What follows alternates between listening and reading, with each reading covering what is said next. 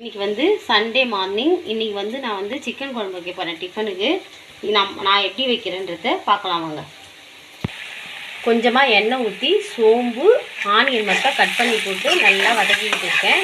இப்போ வந்து இது கூட இஞ்சி பூண்டு பேஸ்ட்டு சேர்க்க போகிறேன். இஞ்சி பூண்டு பேஸ்ட்டு ஆட் பண்ணிக்கலாம்.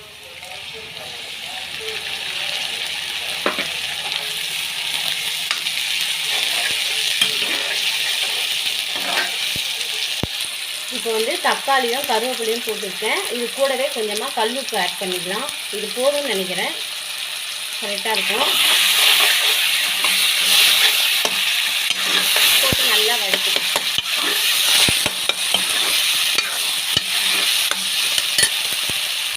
இது கூடவே கொஞ்சமாக மஞ்சள்தூள் ஆட் பண்ணியிருக்கேன்.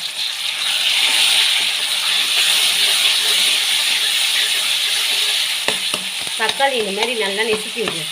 நெசுக்கி விட்டால் சீக்கிரமாக கொஞ்சம் நல்லா சூப்பராக வதங்கிடும். நடுவில் நடுவில் கொஞ்சம் நெசுக்கி விட்டுடும். இந்த கொத்து பரோட்டா மாதிரி கொத்து பரோட்டா அப்படியே பண்ணுவாங்கள்ல, நெசுக்கி அந்த மாதிரி.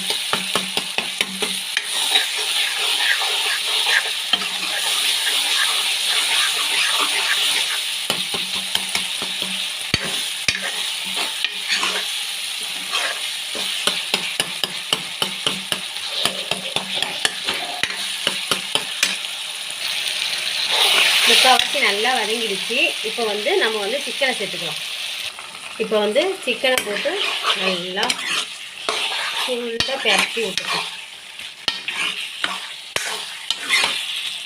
இப்போ வந்து தண்ணிலாம் ஊற்ற வேணாம். சிக்கனில் இருக்கிற தண்ணியை வந்து பாதி குக் ஆகும்.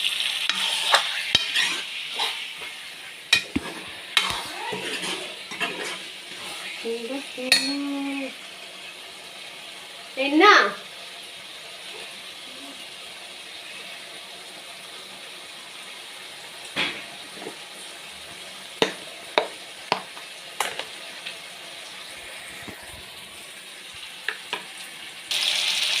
இப்போ வந்து பெப்பர் தூள் போட்டுக்கலாம்.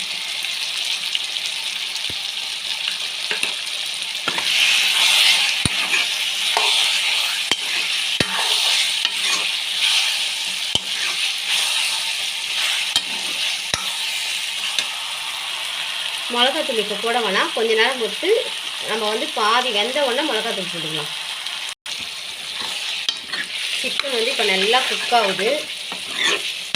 தண்ணியே ஊற்றாமல் அந்த எண்ணெயிலேயே, நம்ம ஊற்றின எண்ணெயிலையும் சிக்கனில் வர அந்த லைட்டாக சிக்கன்லேயும் லைட்டாக எண்ணெய் வரும், அந்த எண்ணெயிலுமே குக் ஆகுது.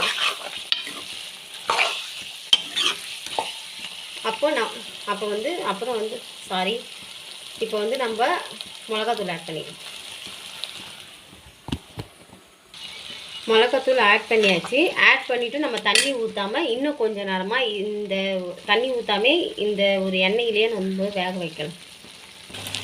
இந்த ஸ்டேஜில் எண்ணெய் பிரிஞ்சு கொஞ்சம் வந்த உடனே நம்ம தண்ணியை ஆட் பண்ணிக்கலாம்.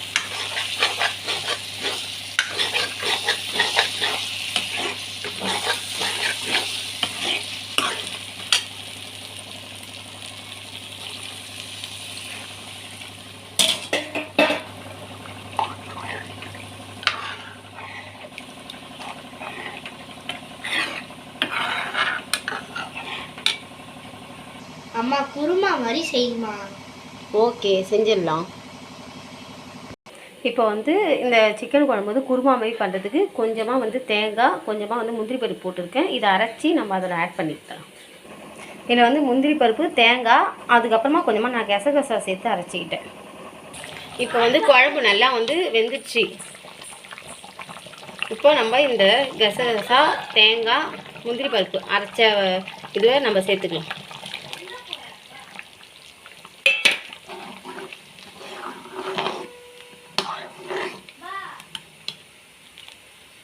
இப்போ நம்மளுக்கு வந்து குருமா மாதிரி வந்துடுச்சு. தேங்காய் போட்டு நம்ம ஒரு கொதி வந்தோடனே இறக்கிடலாம்.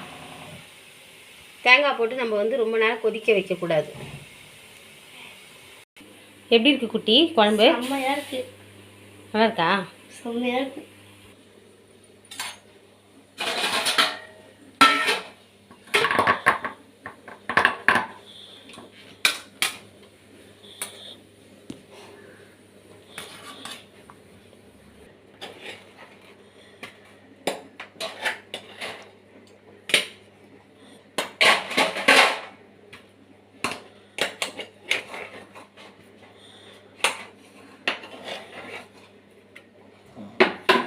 சூடாக இட்லி வச்சு சுட சுட சுட கறி குழம்பு.